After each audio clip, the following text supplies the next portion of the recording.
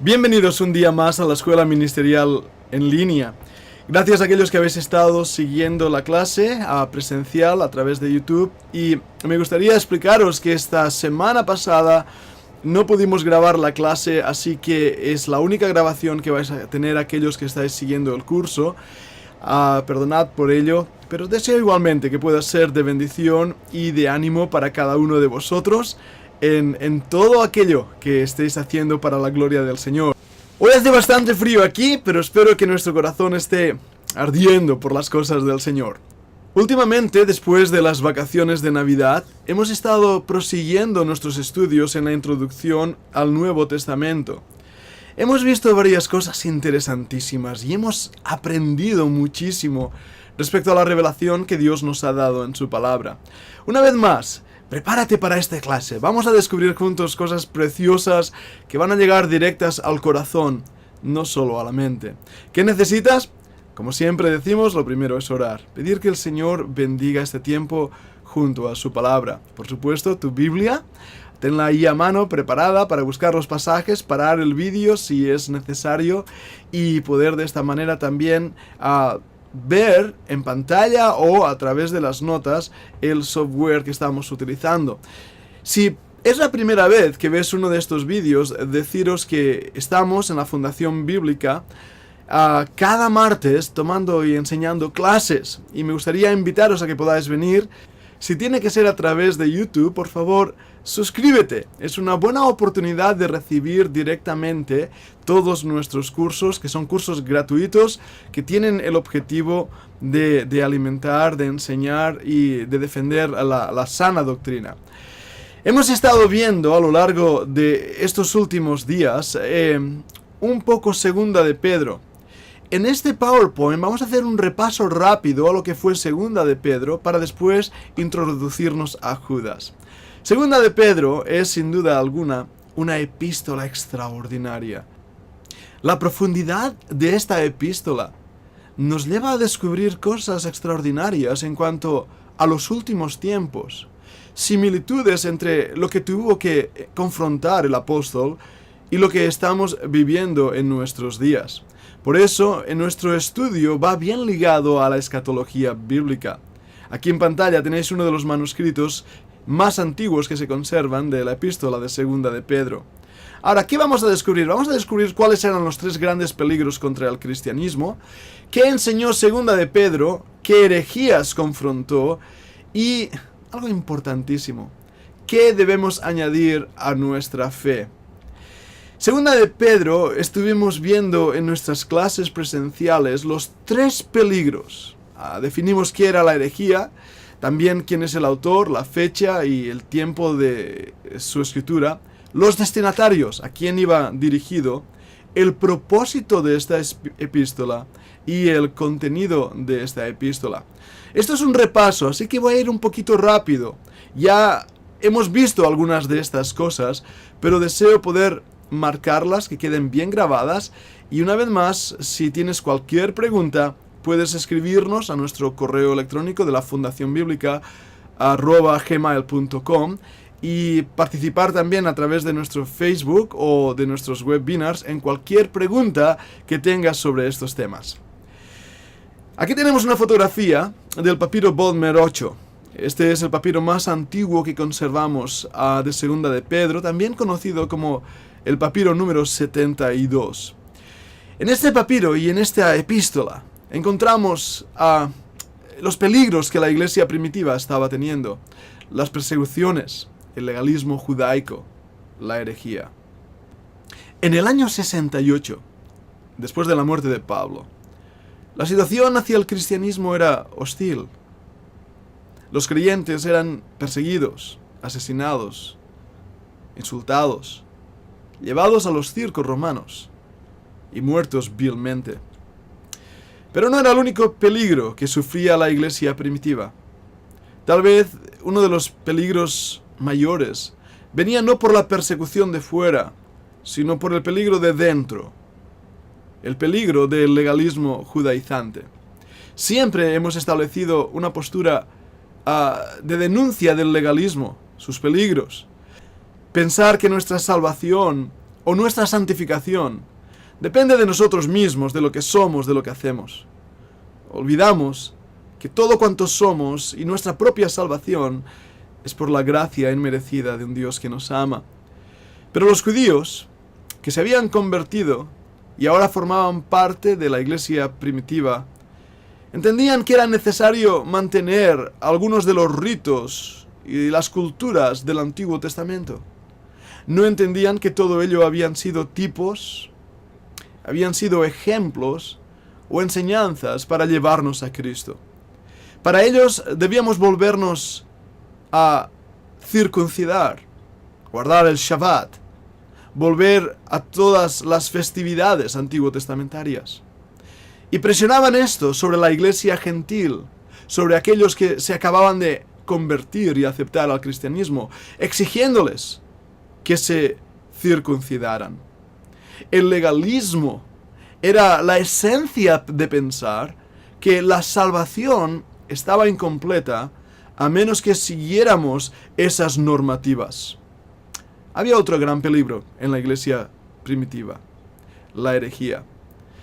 Y el peligro también era un peligro interno, como bien muestra este pequeño dibujo. Eran lobos vestidos de ovejas. Y muchas veces es difícil de reconocer a esos lobos. Pedro, en su epístola, va a hablarnos qué es la herejía, cómo confrontarnos a esa herejía, cómo confrontarla y cómo guardarnos de esa herejía. Cuando hablamos de segunda de Pedro es fácil determinar quién es el autor. Sí, sin duda alguna, Pedro, el gran apóstol.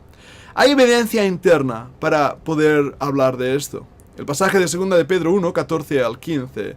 Ahí Pedro, sabiendo que su tiempo se acerca, escribe unas palabras personales, directas, que nos ayudan a entender el carácter de la persona que estaba escribiendo esa epístola. También en 2 de Pedro 1:15. Esas palabras que vemos ahí son palabras que nos ayudan a entender un poco más el Evangelio. Ahora, aquí he hablado del Evangelio según San Pedro, y hay un libro apócrifo que es el Evangelio según San Pedro, nada que ver con lo que quiero decir aquí. Cuando hablamos del Evangelio según San Pedro, nos referimos al libro o Evangelio de Marcos. Hay muchas características de este Evangelio de Marcos que nos ayudan a ver cómo Marcos estaba tomando el testimonio y las fuerzas directas o el testimonio directo del gran apóstol Pedro. La influencia que Pedro ejerció sobre Marcos puede verse en algunos de los recursos internos. De esta manera, cuando leemos segunda de Pedro, primera de Pedro, vemos alguna información que nos ayuda a entender mucho más el Evangelio de Marcos. En segunda de Pedro 3:15, Pedro hace alusión a los escritos de otro gran apóstol. ¿Y qué palabras tan extraordinarias? Extraordinarias en muchos aspectos.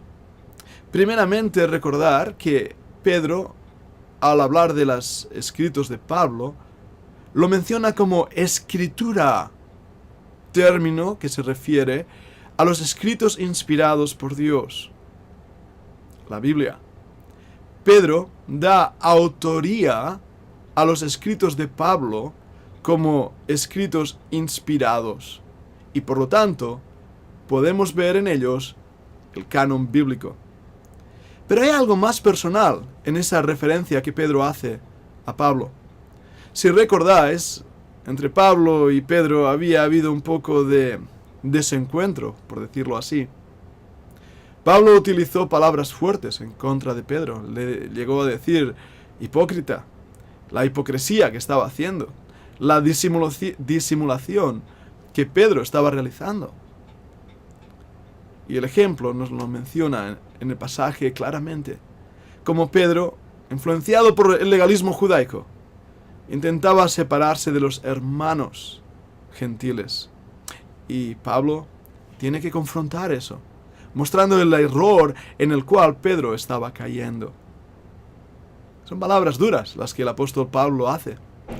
Pero qué ternura, qué carácter tan espiritual.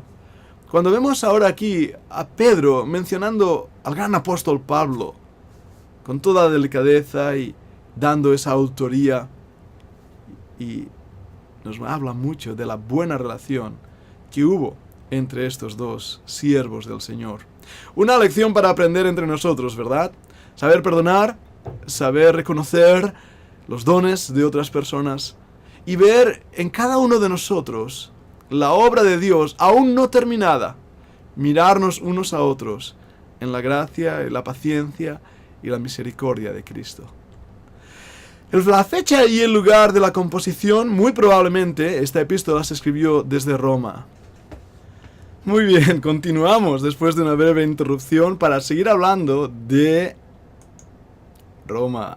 Pedro estaba escribiendo desde Roma. Ahora, debo ir con cuidado también al hablar de esto.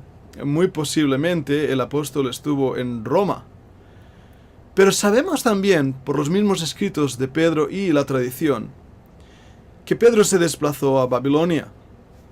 Hay varias opiniones sobre esto. Algunos creen que estaba codificando el nombre de Roma para no descubrirse que en realidad la ciudad de Roma es Babilonia. Lo que sí sabemos es que Pedro no fue el primer papa. El mismo apóstol nos dirá que Cristo es la roca. Pedro no fue el primer papa porque no hubo tal intención en ningún lugar de las Escrituras de que alguien fuera la cabeza de la iglesia que no fuera el Señor Jesucristo. Pedro era un siervo y vemos también su incapacidad, su pecado, sus frustraciones, su deslealtad hacia el Señor, le negó 3 veces. Su problema con la hipocresía, Pablo tuvo que reprenderle. Pedro no, era un siervo del Señor. Pero Dios lo usó, y lo usó grandemente para ser de bendición para la iglesia primitiva, dar sus cartas inspiradas divinamente y ser de bendición para nosotros hoy. Pero dejemos Roma atrás, vamos a movernos un poco en el tiempo hacia los destinatarios. Las cartas de Pedro fueron dirigidas a varios destinatarios, entre ellos las iglesias de Asia Menor. Lo sabemos por 2 de Pedro 3:1. Ahora, no nos dice qué iglesias eran las iglesias de Asia Menor. Sabemos por el libro de Apocalipsis y las 7 cartas a esas 7 iglesias situadas en esa zona, que podemos hablar de Laodicea, Filadelfia, Pérgamo, Éfeso, Esmirna, Tiatira. ¿Fueron estas las mismas iglesias a las cuales Pedro estaba escribiendo? Muy probablemente. Pero tampoco podemos tener toda la certeza. Es posible que hubieran más iglesias representadas en la zona de Asia Menor. Pero la carta va dirigida a ellos, a ese grupo de iglesias. ¿Cuál es el propósito? Déjame decírtelo en latín. Suena muy bonito y a lo mejor nos ayuda a entender lo que voy a mostrar. Noscete ipsum et nosces universum et Deus. ¿Qué quiere decir esto? Bueno, buena pregunta. Es una inscripción que se encuentra en un lugar bastante interesante, en el frontispicio del templo de Delfos. La frase traducida es: conócete a ti mismo y conocerás el universo y a los dioses. En la filosofía griega, esta era la mentalidad reinante. De hecho, en el templo de Delfos veis ahí las 4 columnas del conocimiento: la filosofía, el arte, la religión, la ciencia. Para los griegos esto era el máximo conocimiento. De esa idea empezó a desprenderse otras. La palabra conocimiento es la palabra griega gnosis. Ahí vemos una desviación de la verdad. Tenemos que conocer a Dios, sin duda alguna. De hecho, 1 de Juan 5:20 nos habla de ese conocimiento de Dios. Pero es interesante, porque la palabra que se utiliza no va a ser gnosis, conocimiento, sino epignosko o epignosis, un conocimiento por encima del conocimiento. El conocimiento de uno mismo llena el orgullo personal. El conocimiento de las artes, de la ciencia, llega a llenar la mente. Y por lo tanto, muchas veces, El hombre se vanagloria en ese conocimiento. Pero el verdadero conocimiento de Dios nos lleva a una humildad tremenda. Nos lleva a darnos cuenta que no somos nada. Para los gnósticos antiguos, el conocimiento lo era todo. Y presentaban un mundo irreal. Un mundo donde su concepto de Dios estaba totalmente fuera de la perspectiva bíblica. Los gnósticos enseñaban que Jesucristo era un demiurgo, un semidios, que incluso Dios mismo, Elohim, había procedido de Sofía. No quiero entrar ahora en todas las enseñanzas del gnosticismo, pero Pedro, junto con Juan después, va a mostrar los errores del gnosticismo, del conocimiento humano. Va a mostrar qué es lo que estaban enseñando estas herejías externas. Ellos decían que la materia era mala, que el espíritu era bueno y que el mundo material era perverso. Los falsos maestros también enseñaban que el conocimiento hacía caso omiso de la manera de vivir. Si tú tenías conocimiento, podías vivir como quisieras. Pero Pedro recalca que existe una relación íntima entre el verdadero conocimiento, la verdadera creencia y el correcto comportamiento. No hay duda alguna que la distancia más grande en el universo es la distancia que hay entre la cabeza y el corazón. Muchas personas saben de Dios, aquí, pero no creen en Dios, aquí. En otras palabras, creen en Dios, pero no creen a Dios. Qué importante es obedecer la verdad revelada en las Escrituras, tener el conocimiento real de Dios que nos cambia la vida, la manera de vivir. Yo creo que el creyente tiene que mostrar fruto en su vida. Tiene que mostrar que tiene una nueva mente para conocer a Dios. Un nuevo corazón para amar a Dios. Una nueva voluntad para obedecer a Dios. Y que realmente lo que pensamos, eso es lo que somos. Por lo tanto, la idea gnóstica de que podías vivir como quisieras era totalmente contraria a las Sagradas Escrituras. Pedro hace una refutación tremenda. El verdadero conocimiento se enlaza, se une con el comportamiento altamente moral. Vemos ahí el fruto del Espíritu. Otra de las características que los herejes estaban diciendo es que Cristo no iba a regresar. Dios no iba a venir. Dios había dejado al mundo desamparado.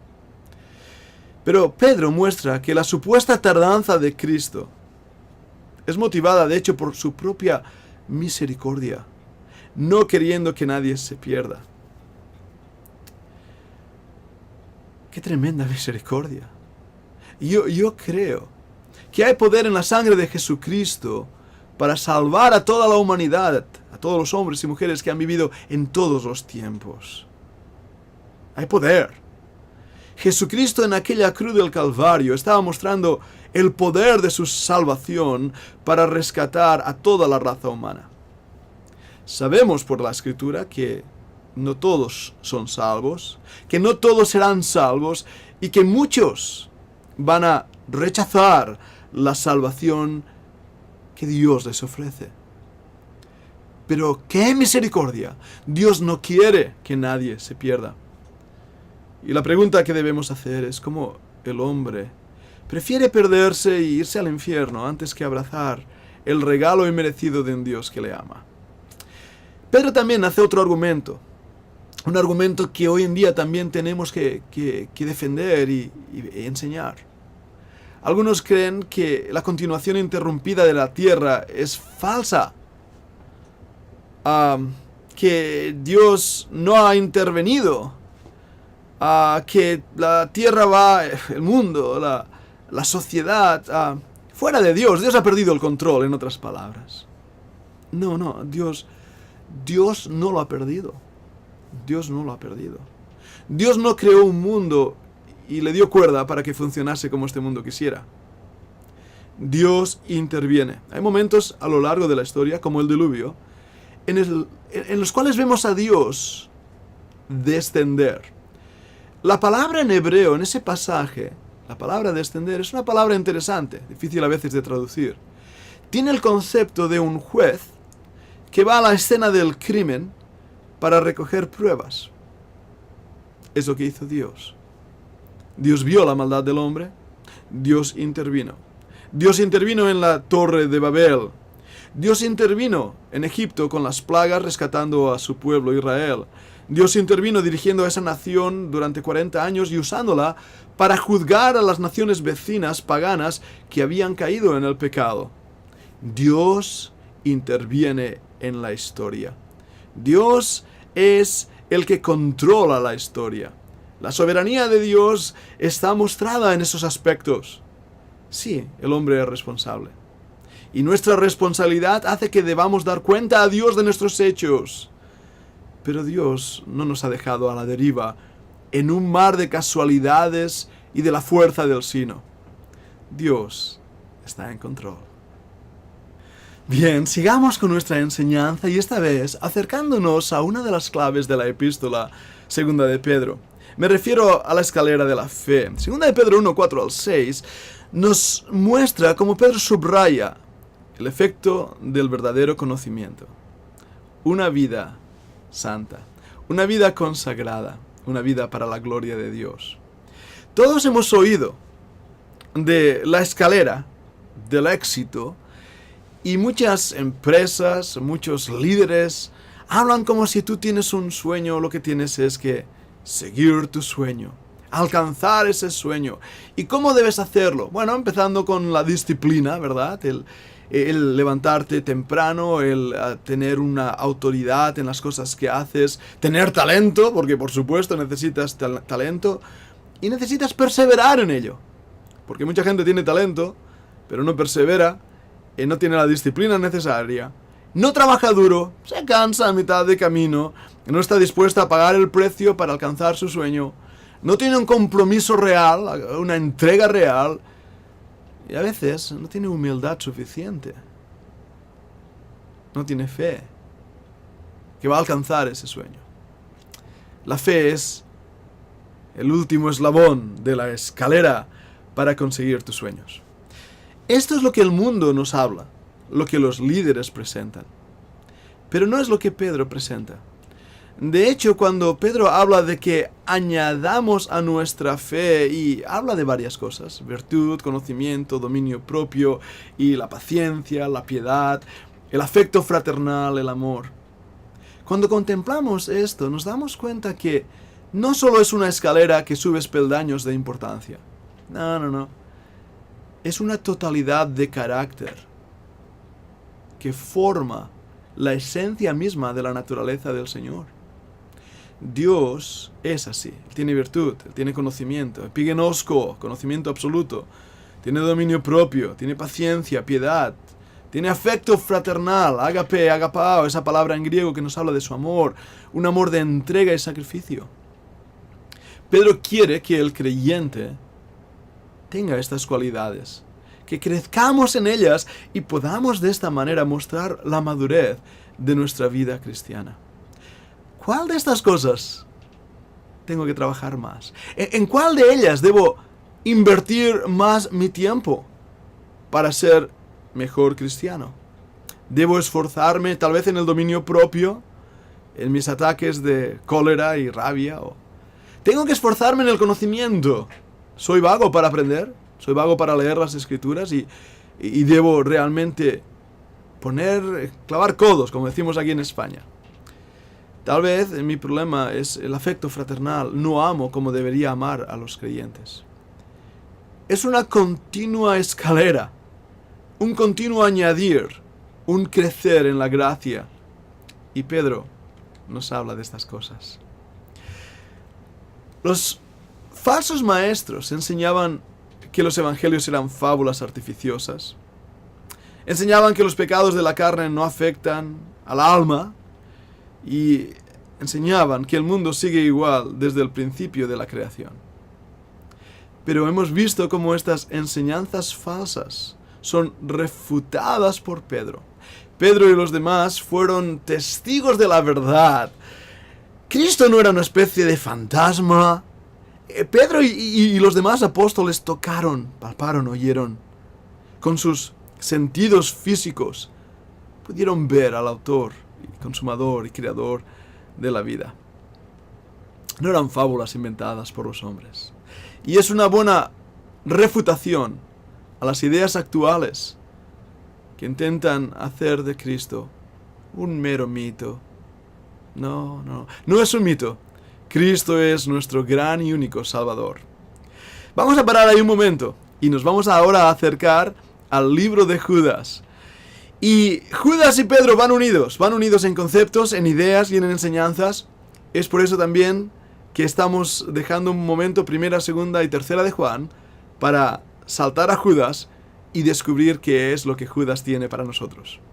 Muy bien, tómate un descanso y vuelve para estudiar el libro de Judas.